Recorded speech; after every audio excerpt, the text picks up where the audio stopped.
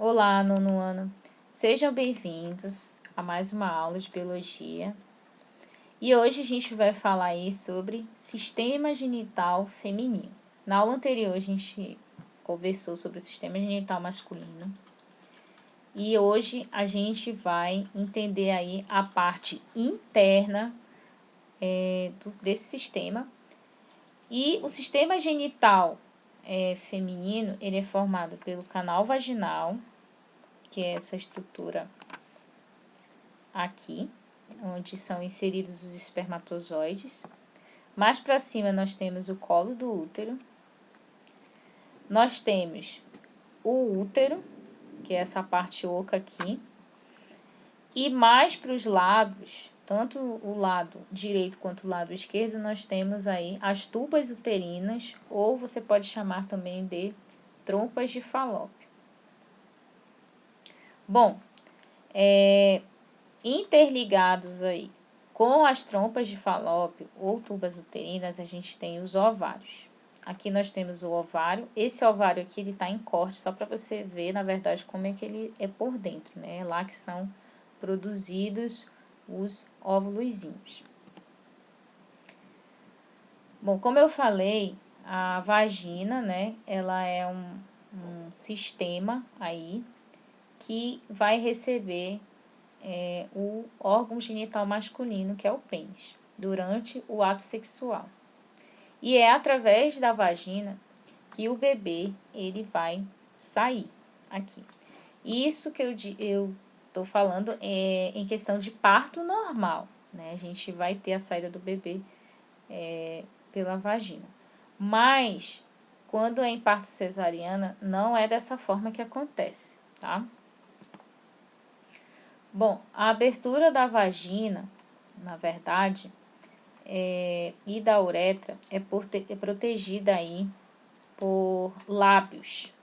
Esses lábios, eles são formados por pele. Olha aqui. Então, vamos lá. Vamos olhar aqui na figura. Então, nós temos aqui os grandes lábios, que é essa parte mais externa, tá? Que é essa aqui. Essa parte aqui, que é uma pele mais internazinha, depois dos grandes lábios, são os pequenos lábios. Mais adentro, nós temos a uretra, que é esse canalzinho aqui, e nós temos esse buraquinho aqui, que é a vagina. Essa membranazinha aqui, ó, que tá bem aqui ao redor da vagina, é o ímen. Esse ímen, ele confere a virgindade física da mulher, tá? Nem toda mulher que tem esse ímen rompido, que nunca teve relação sexual, não quer dizer que ela não seja virgem, tá? Então, além desses canaizinhos que eu falei aqui, nós temos o clitóris, que é estimulado durante a excitação sexual. Então, como eu falei, em mulheres virgens, há essa membranazinha ela tem um buraquinho aqui, que é por onde sai a menstruação. E conforme ela vai tendo relações sexuais, esse ímen ele vai se rompendo. Ele se rompe logo depois do primeiro ato sexual, mas às vezes não chega a romper, às vezes ainda fica um pouquinho de membrana. E aí, nas outras relações sexuais, esse ímen ele acaba sendo rompido de uma vez. Bom, como que ocorre o processo de fecundação e o processo de implantação do embrião no útero? Então, vamos entender aqui. Os espermatozoides, eles vão entrar pelo canal vaginal, como eu tinha acabado de falar. Aí vai aparecer eles. E depois eles vão subir até o colo do útero. E depois vão subir até o útero, que é essa parte oca. Em seguida, esses espermatozoides eles vão migrar para as trompas de Falópio, tubas uterinas. E aí vai ocorrer a fecundação. A fecundação, né, vai ser realizada aí pelo primeiro espermatozoide que já está entrando aí em foco. O espermatozoide, ele vai perfurar aquela camadinha que a gente aprendeu lá na aula de fecundação, através de enzimas que contém no acrossomo do espermatozoide. E aí ele vai inserir dentro do óvulo aí, no caso é o ovócito 2, né, o seu material genético.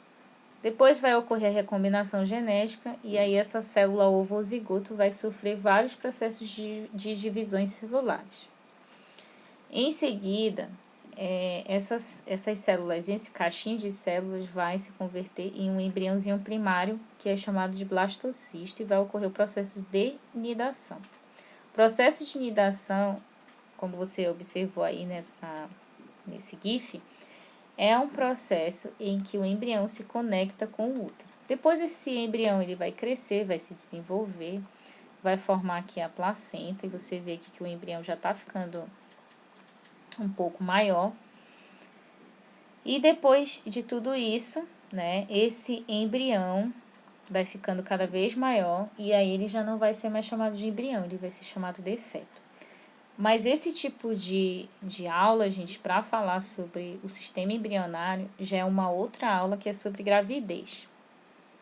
E depois, né, que o feto ele está se desenvolvendo, né, se alimentando e recebendo oxigênio através da placenta, ele vai sair por esse canalzinho aqui em parto normal, que é chamado de vagina. Bom, os ovários começam a funcionar já na fase embrionária, estimulados por um hormônio que é produzido pela placenta. Esse hormônio é chamado de HCG. E, na verdade, esse nome, né, essa sigla HCG, tem um nomezinho aí bem estranho, que, na verdade, significa gonadotrofina, tá? coriônica humana. E, na verdade, esse HCG produzido pela placenta é que confere ao processo de implantação aqui do bebê no útero, e também, por ocasião do nascimento, futuros óvulos que estão no ovário, que a gente chama de folículos primários ou folículos primordiais, né, vai ocorrer a interrupção desse processo. Por que vai ocorrer a interrupção desse processo? Porque senão a mulher vai engravidar de novo estando grávida. Então, como todos sabem, no ovário é onde se produz os ovócitos, ou seja, os futuros óvulos que serão fecundados. Quando esse ovócito ele não é fecundado, ele vai ser descartado, tá? Então, olha só. Aqui a gente tem os folículos primários, que são os óvulos, né? Os ovócitozinhos ainda imaturos.